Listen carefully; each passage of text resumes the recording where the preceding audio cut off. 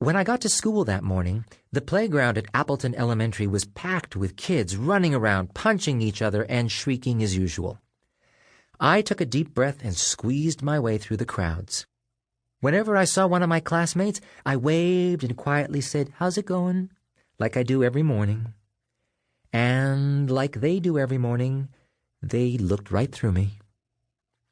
I plopped down on a large boulder at the far end of the schoolyard, sharpened a pencil, and began to draw in my secret superhero sketchbook. When I was really small, Chris would sit me in his lap and read to me from his humongous collection of comic books. Even though I was too young to understand the stories, I was hypnotized by the pictures of the superheroes with their awesome powers. As soon as I could hold a pencil, I spent hours on the floor of Chris's bedroom, carefully tracing the characters in his comics. When I got a little older, I began to invent my own. My first sketches were pretty crummy, but eventually my scrawls began to take shape. First, I created Master Key, a crime fighter whose hands could transform into keys that could open any lock in existence. After that came Paper Boy, who could flatten his body until it was so thin that he could slip under doors. Since then, I've filled dozens of secret superhero sketchbooks, but I've never shown my drawings to anyone. Except JJ and Cecil, of course. Juanita Josefina Gonzalez, JJ for short, is the tallest girl in the 4th grade, and with a head full of thick, untamed black hair, she cast a very recognizable shadow over my sketchbook.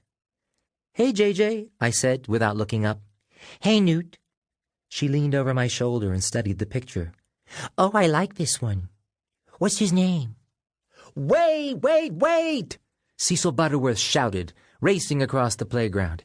"Don't tell the story yet." Cecil is the only kid in our class who is shorter and skinnier than I am, but what he lacks in size, he makes up for in volume. Once he joined us, Cecil clapped his hands and said, "All right, let's have it. Who's today's super freak?" I'm calling this one Guy Wire. He used to be a wimpy librarian, but after he was exposed to radiation from a meteorite, he discovered that he could stretch his arms and fingers and legs into steel wires and do cool things like turn his legs into springs and bounce anywhere he wants to go. "Sweet," laughed Cecil. "Highly commendable," JJ nodded. "Highly what?" Cecil raised an eyebrow. "Lady, sometimes I swear you swallowed a dictionary." JJ taught herself to read at the age of 3 with the help of a wooden alphabet puzzle and a really big brain. She hasn't stopped reading since. "Commendable just means deserving of praise," JJ explained. "Like Newt's drawing." "Well, I think it deserves a drum roll." Cecil pulled 2 drumsticks out of his backpack and did a quick rat-a-tat on the rock where I was sitting. Cecil's dream is to be a drummer. But until his parents break down, get earplugs, and buy Cecil a drum set of his own, he's determined to practice every chance he gets. Cecil finished his drum solo with a crash, and then announced, "Okay, listen up. Does anybody remember what this weekend is?" "Please," I exclaimed. "It's the weekend of the big game." He shook his head. "I'm talking about Sunday." JJ and I shared a shrug.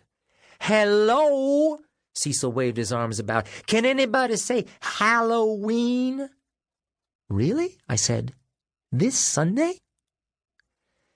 Ever since we met in 1st grade, JJ, Cecil, and I have always trick-or-treated together, but I guess I'd been so wrapped up in my brother's final big game that Halloween had slipped my mind. "You know what, guys?" JJ twirled a strand of hair around a finger and squidged up her nose. "I'm bored with Halloween." "Bored with Halloween?" Cecil yelped. "I got 2 words for you. Free candy." Oh, come on, we're in 4th grade now, JJ insisted. We've outgrown candy. Now you're just talking crazy, Cecil scoffed. That made me laugh. Cecil can always make me laugh. And besides, JJ added, our costumes suck. They always have.